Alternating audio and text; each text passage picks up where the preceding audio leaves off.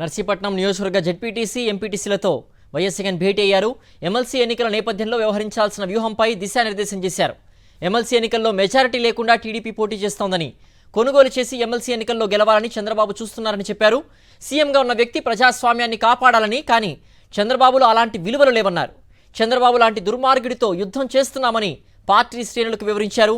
2024 ఎన్నికల్లో చంద్రబాబు ప్రజల్ని మోసం చేశారన్న వైఎస్ జగన్ సూపర్ 6 హామీలు ఇచ్చి ప్రజల్ని మోసం చేశారని చెప్పారు. ముఖ్యమంత్రిగా ఉన్న వ్యక్తి ధర్మం, న్యాయాలను పరిరక్షించకపోతే ఆ పదాలకు అర్థమే ఉండదన్నారు వైఎస్ఆర్సీపీ అధ్యక్షుడు వైఎస్ జగన్మోహన్ రెడ్డి. ఉమ్మడి విశాఖ జిల్లా స్థానిక సంస్థల ఎమ్మెల్సీ ఎన్నికల్లో పోటీకి బలం లేకపోయినా కూటమి పార్టీల అభ్యర్థిని బరిలోకి దించడాన్ని ఆయన తప్పుపట్టారు. చంద్రబాబు అధర్మ యుద్ధం చేస్తున్నారని మండిపడ్డారు వైఎస్ జగన్. ఈ ఎన్నికలు జరిగిందే ఆ పార్టీ గుర్తు మీద, ఆ పార్టీ సింబల్ మీద గెలిచిన వ్యక్తులు ఓటు వేసే ఎన్నిక ఈ ఎన్నిక. అలాంటప్పుడు మెజారిటీ లేనప్పుడు ఏ ఒక్కరూ కూడా పోటీ పెట్టడానికి అసలు ముందుకే రాకూడదు. ఎందుకనంటే మెజారిటీ లేనప్పుడు కూడా పోటీ పెట్టే కార్యక్రమం జరిగింది, జరుగుతూ ఉంది అని అంటే దాని అర్థం ఏమిటి? అటువైపున వాళ్ళను కొనుగోలు చేసే కార్యక్రమంలో ముఖ్యమంత్రులుగా ఉన్న వ్యక్తులు గ్రీన్ సిగ్నల్ ఇస్తూ ఉన్నట్టు. నిజంగా ముఖ్యమంత్రిగా ఉన్న వ్యక్తి డెమోక్రసీని కాపాడాలి. నిజంగా ముఖ్యమంత్రిగా ఉన్న వ్యక్తి ఎక్కడైనా కూడా ధర్మం, న్యాయం అనే పదాలకు అర్థం తెలిసి ఉండాలి. ముఖ్యమంత్రిగా ఉన్న వ్యక్తి అడుగులు వేసేటప్పుడు సమాజం మనల్ని చూస్తూ ఉంది, మనం ఏం చేస్తూ ఉన్నాము, మనం చేసేది న్యాయము ధర్మంగా ఉందా లేదా అన్నది ఆలోచన చేసి అడుగులు వేయాలి.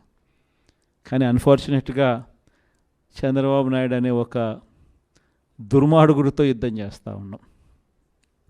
ఈ మనిషికి న్యాయం లేదు, ఈ మనిషికి ధర్మం లేదు. ఈ మనిషి తన స్వార్థం కోసం ఏమైనా చెబుతాడు, తన స్వార్థం కోసం ఏమైనా చేస్తాడు. అలాంటి వ్యక్తితో మనం యుద్ధం చేస్తూ ఉన్నాం. ఈరోజు జరగబోయే ఎన్నిక కూడా ఇంచుమించు అలాంటి ఎన్నికే జరగబోతూ ఉంది. చంద్రబాబు ఆడిన అబద్ధాల వల్ల ఆయనకు అధికారం వచ్చిందని, అలాంటి అధికారం శాశ్వతం కాదన్నారు మాజీ ముఖ్యమంత్రి వైఎస్ జగన్. తాను కూడా అధికారం కోసం అబద్ధాలు చెప్పి ఉంటే కిరీటం అయితే వచ్చేది, కానీ అందులో సంతృప్తి ఉండదని ఆయన అన్నారు. వైఎస్ఆర్సీపీ పాలనలో ప్రజలకు చేసిన మంచి ఎక్కడికి వెళ్ళదన్నారు వైఎస్ జగన్.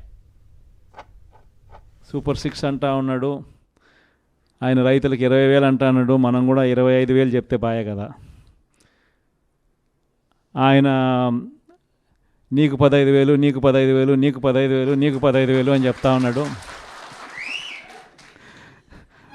ఆ ఇంట్లో తల్లి కనపడితే నీకు 18,000 అని చెప్తా ఉన్నాడు. ఆ ఇంట్లో ముస్లాం ఎవరైనా బయటకు వస్తే నీకు 4,000 నెలకు, 48,000 నీకు అని చెప్తా ఉన్నాడు. మరి ఇంత మాదిరిగా ఈ మాదిరిగా ఆయన ఆశ పెడుతూ, మభ్య పెడుతూ, మోసం చేస్తూ, ఈ మాదిరిగా ప్రతి ఇంటికి వాళ్ళ మనుషులను పంపించి వాళ్ళ ఎమ్మెల్యేల చేత, వాళ్ళ మనుషుల చేత ఈ మాదిరిగా క్యాంపెయిన్ చేయిస్తూ ఉన్నారు. ఇంత అబద్ధాలను క్యాంపెయిన్ తట్టుకొని మనం కూడా చేయగలుగుతామా ఎన్నికలు? మనం ఎన్నికలు చేయలేము ఈ మాదిరిగా. మీరు కూడా కాస్త కూస్తూ ఆ మాదిరిగా చెప్పే కార్యక్రమం మీరు కూడా ముందుకు రావాలి అని చెప్పి కూడా నా మీద కూడా చాలా ఒత్తిడి తీసుకొచ్చారు. మన వాళ్ళే, దగ్గర వాళ్ళే, నా కోసమే, మన పార్టీ కోసమే అనే భావనతోనే వాళ్ళంతా కూడా నాకు సలహాలు ఇచ్చారు. కానీ నేను ఒకటే చెప్పిన, మనం అబద్ధాలు చెప్పి ఆ కిరీటం మనం నెత్తిన పెట్టుకుంటే మాత్రం మనకేం సాటిస్ఫాక్షన్ ఉంటుంది? మా పార్టీలో ఉన్న ఏ కార్యకర్త అయినా కూడా, మా పార్టీలో ఉన్న ఏ నాయకుడైనా కూడా ఒక మాట చెప్తే ఆ మాట మీద నిలబడతాం అన్న నమ్మకం, భరోసానే వైఎస్ఆర్ కాంగ్రెస్ పార్టీ అని చెప్పి కాలర్ ఎగిరేసి చెప్పుకునే పరిస్థితి ప్రతి గ్రామంలో, ప్రతి కార్యకర్తకు ఉండాలి. దానికోసమే నేను తాపత్రయపడ్డా. అందుకే అబద్ధాలు చెప్పలేకపోయాం.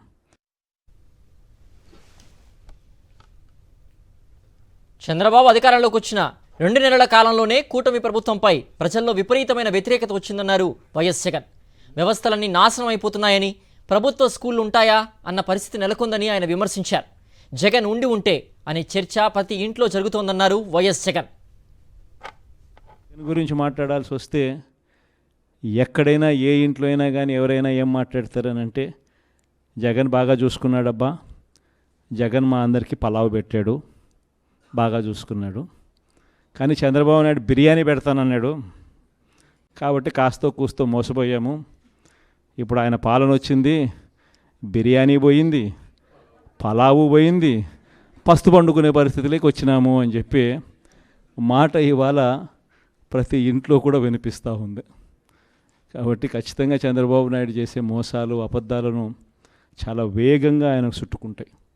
ఈరోజు నిజంగా స్కూళ్ళు దారుణంగా చెడిపోయే పరిస్థితులకు వచ్చినాయి, హాస్పిటళ్ళు దారుణంగా చెడిపోయే పరిస్థితులకు వచ్చినాయి.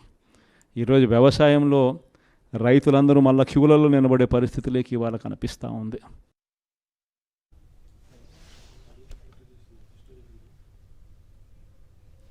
చంద్రబాబు ప్రభుత్వం నుంచి వేధింపులు ఎదుర్కొంటున్న ప్రతి కార్యకర్తకు నేనున్నాననే భరోసా ఇచ్చారు వైఎస్ జగన్. రాజకీయాల్లో వేధింపుల్లో భాగంగా తనను 16 నెలలు జైలుకు పంపారని ఆయన తెలిపారు. కష్టాలు ఎప్పుడూ ఉండవని, మళ్ళీ మంచి రోజులు వస్తాయని వైఎస్ జగన్ చెప్పారు. ఎప్పుడైనా కూడా ఒకటి గుర్తుపెట్టుకోండి, రాజకీయాలలో ఎప్పుడైనా కూడా ఎవరైనా కూడా ఎదగాలనుకుంటే కష్టకాలం వచ్చినప్పుడు ఆ కష్టాలలో మనం ఎలా ప్రవర్తించాము అన్నది ప్రజలు చూస్తూ ఉంటారు. ఆ ప్రజలే మనకు శ్రీరామ రక్షక తోడుగా ఉంటారు. దయచేసి మీ అందరికీ కూడా నేను ఒకటి చెప్తా ఉన్నా, రాజకీయాలలో విలువలు ఉండాలి. రాజకీయాలలో ఉన్నప్పుడు విశ్వసనీయత అన్న పదానికి అర్థం తెలిసి ఉండాలి. కష్టాలు వస్తాయి, కష్టాలు రాకుండా ఏ సృష్టి ఉండదు. కానీ ఒక చీకటి వచ్చిన తర్వాత ఖచ్చితంగా పగలు రాక తప్పదు. చీకటి వచ్చిన తర్వాత మళ్ళీ వెలుతురు రాక తప్పదు. ఆ చీకటిలో ఉన్నప్పుడు, ఆ కష్టాల్లో ఉన్నప్పుడు మనమేమిటి అన్నది ప్రజలు మనల్ని చూస్తారు.